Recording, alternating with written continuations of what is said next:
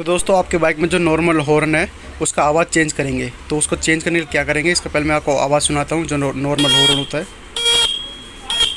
ये ऐसा होता है इसका आवाज़। अब इसको चेंज करने के लिए क्या करेंगे, इसका ऊपर वाला कैप खोल लेंगे ये वाला, और इसका जो एक नट है इसको खोल लेंगे। ठीक है, इसको ये खोल लिया। अब इसका ढक्कन हटा देंगे, जो ऊपर वाला ढक्कन है उस ये देखिए ऐसा रहेगा। अब इसको चेंज करने के लिए ये बोतल का नीचे वाला हिस्सा काट लेंगे ऐसे, और हॉर्न में चिपका देंगे। थोड़ा सा एक छेद करके इसको ऐसे नट लगा के चिपका दीजिएगा। आवाज़ सुनने से पहले दिलराज भाई का ये बात सुन लीजिए। चैनल को सब्सक्राइब करो पहले। हाँ जल्दी करो, मुझे पता है कि आप लोग नहीं करते, वीडियो देखते हो लेकिन सब्सक्राइब नहीं करते। ये लाल कलर का बटन है, इसे दबाओ, जल्दी दबाओ, जल्दी दबाओ, फिर मैं शुरू करूँ। दबा दो जल्दी, दबा दिया, घंटी भी दबा देना। ठीक है,